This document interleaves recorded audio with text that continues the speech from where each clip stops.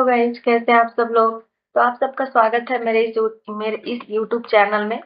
हम आप सबके लिए डेली का करंट अफेयर्स लेकर के आते हैं, जो डेली का होता है। और ये 5 क्वेश्चंस का सीरीज होता है। तो प्लीज मेरे इस यूट्यूब चैनल को आप लोग सब्सक्राइब कर दीजिएगा। तो चलिए स्टार्ट करते हैं क्वेश्चन नंबर फर्स्ट से। क्वेश्चन नंबर फर्स्ट में है, हाल ही में किस राज्य सरकार ने राइटर्स विलेज नामक एक सांस्कृतिक पहल शुरू की है। Option A Uttarakhand, B Assam, C Himachal Pradesh या फिर डी ओडिशा। तो इस क्वेश्चन का राइट आंसर है ऑप्शन ए उत्तराखंड। उत्तराखंड राज्य सरकार ने राइटर्स विलेज नामक एक सांस्कृतिक पहल शुरू की है। क्वेश्चन नंबर सेकंड पर चलते हैं। इसका एक्सप्लेनेशन भी दिया हुआ है यहाँ पर, तो आप लोग एक्सप्लेनेशन को भी जरूर एक बार पढ़िएगा, क्योंकि ये सारा जो क्वेश्चंस है वो डेली का है, तो ये एसएससी के एग्जाम में आने का ज्यादा चांसेस है। राइटर्स विलेज देहरादून उत्तराखंड में एक नई सांस्कृतिक पहल है जो वैश्विक साहित्यिक और सांस्कृतिक आदान प्रदान को बढ़ावा देती है। इसका उद्घाटन 27 अक्टूबर 2024 को थानों में उत्तराखंड के मुख्यमंत्री द्वारा किया गया था। यह उद्घाटन 23 से 27 अक्टूबर 2024 तक चलने वाले अंतर्राष्ट्रीय कला, साहित्य और संस्कृति महोत्सव के साथ हुआ। 5 दिवसीय महोत्सव में 65 देशों के 300 से अधिक लेखकों, कलाकारों और साहित्यकारों ने भाग लिया। यह महोत्सव साहित्य, भाषा और कला पर चर्चा करने, हिंदी को बढ़ावा देने और उत्तराखंड की सांस्कृतिक विरासत को प्रदर्शित करने के लिए एक मंच के रूप में कार्य करता है।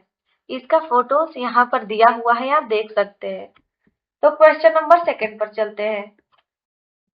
हाल ही में भारत के पूर्वी तट पर आए चक्रवात दाना का नाम किस देश ने रखा है। Option A Bangladesh, B Myanmar, C Qatar या फिर डी ईरान।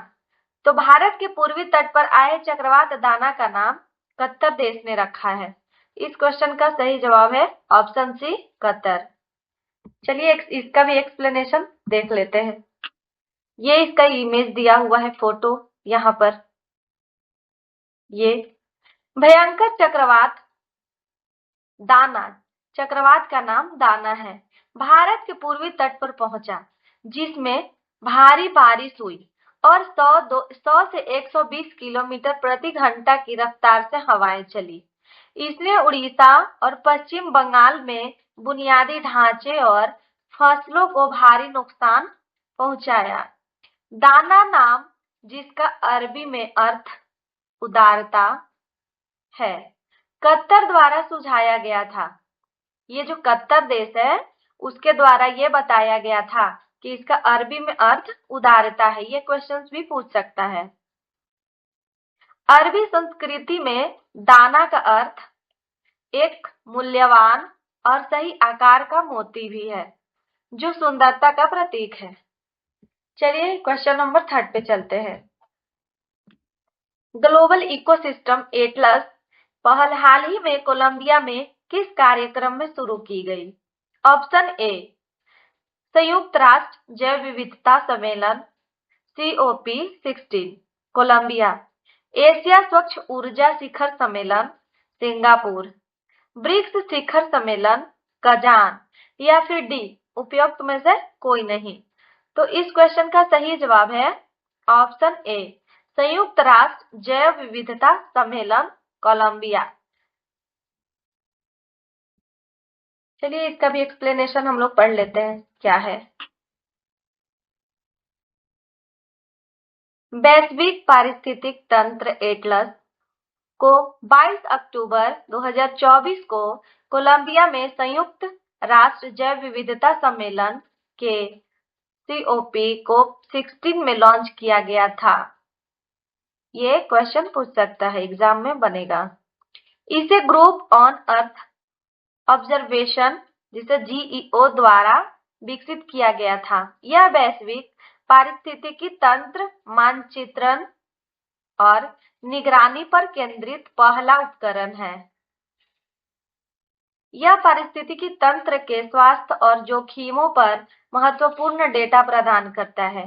सरकारों, व्यवसायों और समुदायों को अस्थायी प्रबंधन में सहायता करता है।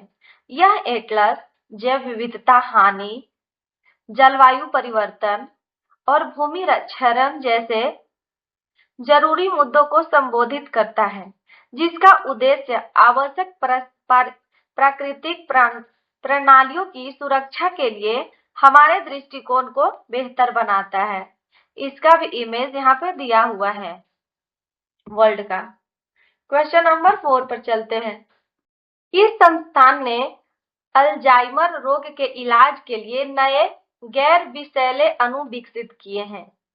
इसका ऑप्शन है ऑप्शन ए अगरकर अनुसंधान संस्थान पुणे, बी भारतीय विज्ञान संस्थान बेंगलुरु, सी अखिल भारतीय आयुर्विज्ञान संस्थान नई दिल्ली, या फिर डी वैज्ञानिक और नवीन अनुसंधान अकादमी चेन्नई।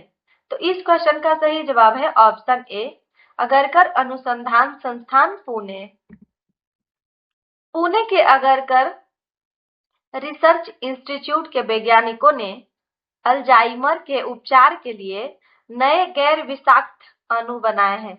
उन्होंने इन अणुओं को विकसित करने के लिए सिंथेटिक, कंप्यूटेशनल और इन विट्रो विधियों का उपयोग किया। अल्जाइमर सबसे आम डिमेंशिया प्रकार है, जो दुनिया भर में डिमेंशिया से पीड़ित 55 मिलियन लोगों में से 60 से 70% को प्रभावित करता है, जो हार्मोन असंतुलन से उत्पन्न होता है।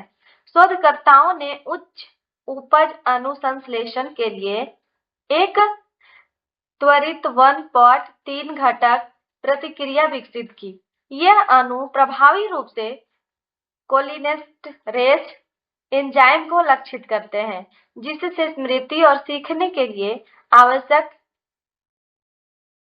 एसिटाइलकोलाइन का स्तर बढ़ता है। क्वेश्चन नंबर 5 पे चलते हैं। ये आज का लास्ट क्वेश्चन है।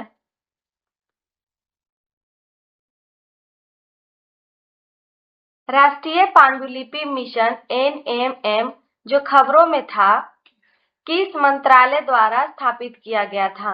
ऑप्शन ए पर्यटन और संस्कृति मंत्रालय, बी विदेश मंत्रालय, सी शहरी विकास मंत्रालय, या फिर डी रक्षा मंत्रालय।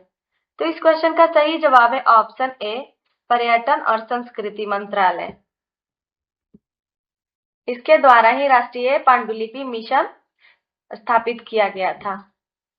केंद्रीय संस्कृति मंत्रालय राष्ट्रीय पांडुलिपि मिशन NMM को पुनर्जीवित करने की योजना बना रहा है और एक स्वायत्त राष्ट्रीय पांडुलिपि प्राधिकरण बना सकता है। वर्तमान में NMM इंदिरा गांधी राष्ट्रीय कला केंद्र के अधीन काम करता है। NMM को 2003 में पर्यटन और संस्कृति मंत्रालय द्वारा भविष्य के लिए अतीत को संरक्षित करना के आदर्श वाक्य के साथ लॉन्च किया गया था। इसके लक्ष्यों में भारत की विशाल पांडुलिपि विरासत का दस्तावेजीकरण, संरक्षण और साझा करना शामिल है, जो अनुमानित 10 मिलियन पांडुलिपियों का है। NMM 4 मिलियन पांडुलिपियों का एक राष्ट्रीय इलेक्ट्रॉनिक डेटाबेस रखता है। मिशन को राष्ट्रीय सर्वेक्षण, संरक्षण, प्रशिक्षण, डिजिटलीकरण, सार्वजनिक जुड़ाव शामिल है और इसने देश भर में 100 से अधिक पांडुलिपि संसाधन और संरक्षण केंद्र स्थापित किए हैं। तो ये आज का लास्ट क्वेश्चन था। आज का सीरीज यहीं पे कंप्लीट होता है। मिलते हैं फिर से नेक्स्ट वीडियो में।